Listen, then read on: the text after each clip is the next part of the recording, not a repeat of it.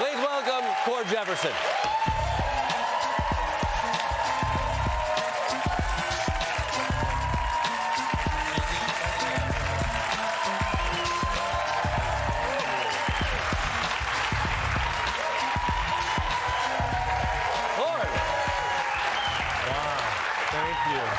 Wow. Feature film debut, and you get 5 Academy Award nominations. Yeah. I'm curious how you're feeling about it and how you're wielding that strength now.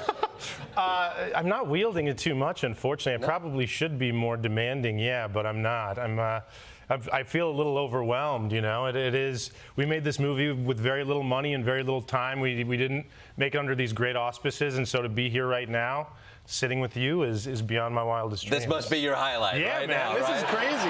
You know, truly, I don't really get nervous in interviews anymore, but I'm pretty nervous here right now. The Daily, yeah, man, the Daily Show's a big deal. You have nothing to be nervous about, all right? All right, so I want to talk Palestine. Okay, that's great. Everybody get out your phones. There you go. Start putting this on the internet. I'm happy to do it. Like, my publicist is going to love this. They're like, let's get into this. Well, I mean, this movie, it causes a ton of conversations. Mm-hmm. It feels very of the now. And when I watched this, I think what I was surprised to find out that it's based on a book from 20 years ago. Yeah. Right? But it's still so relevant today. What did you see in that story that made you want to tell this story now? Oh, my God, man. So 3 months before I found this novel, Erasure by Percival Everett, that I adapted, I sent in a script to some executives, and they sent me back a note that a character in it, a black character, needed to be blacker. Mm-hmm. And I said, I said, I will indulge this note if whoever gave it is willing to sit down with me and tell me what it means to be blacker. Tell me how to make somebody blacker. And of course that note went away because they probably knew they were setting themselves up for like a huge civil rights lawsuit, and so they dropped it.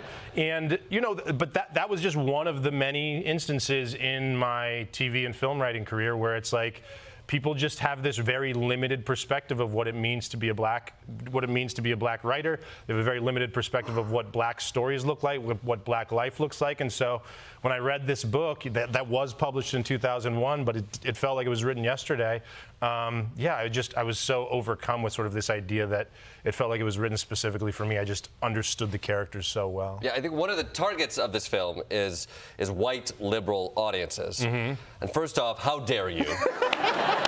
Do you get exhausted talking to white liberals about this movie and having to explain race to them over and over again?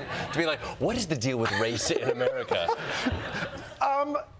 No, actually. I mean, maybe a little bit, but I've set myself up for this. This is the work that I put into the world, so I'm happy to chat about it. Yeah. I mean, I think what's interesting about this movie too is that it's not only it's a satire, it's a political satire, but it's also really heartfelt. Mm-hmm. I was surprised by that. It really follows a family. Yeah. It follows the struggles that they have.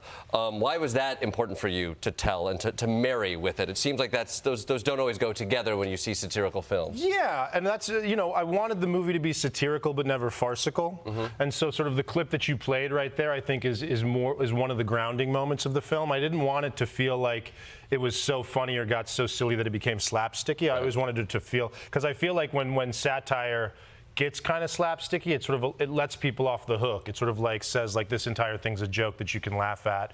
You don't need to take it seriously. And I think that this movie sort of makes some people uncomfortable sometimes, and I'm okay with that. I think that every time I'm experiencing a piece of art and it makes me uncomfortable, I kind of lean in because I think that sort of wisdom is on the other side of that discomfort. Well, I want to talk a little bit about the ending. I don't want to give it away, but yeah.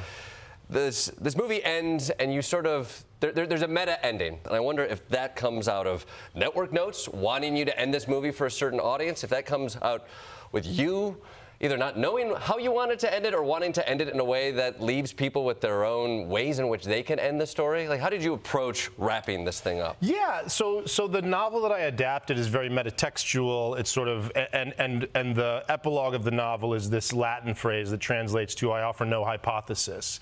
And so to me, that meant that it was great Hollywood ending right there. Great. Just a Latin phrase used with mathematics. People love that. Gotcha, baby. Yeah, I love that ending and the ending to Seven, my two favorite endings. Huge Hollywood ending. Yeah. And so I didn't want the ending to be didactic. I wanted the ending to feel audacious. And so I was trying to figure out what the ending was going to be, and one of the producers called me and said, the movie's a big swing. Try to write an ending that feels like a big swing, too, because I was kind of stuck as to what the ending would be. And so I wrote an ending that feels as audacious as the rest of the movie.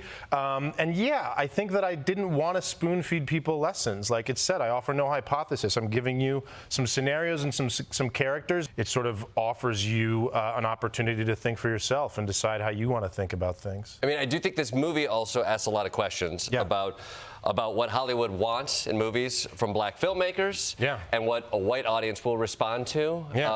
And you make this film. And then primarily white Oscar public is like, we love this film. And I wonder how you, is that a sweet revenge? Is that an extension of the meta story that you're telling? It feels like there's a conversation about people enjoying your film that's already happening within your film.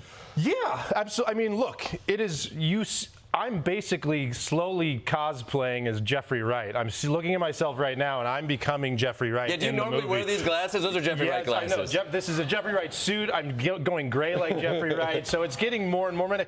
I'll tell you how meta it's gotten. The other day, Percival Everett, the author of the novel Erasure, was stopped in a coffee shop in LA. This is a true story. And somebody asked him if he was Jeffrey Wright.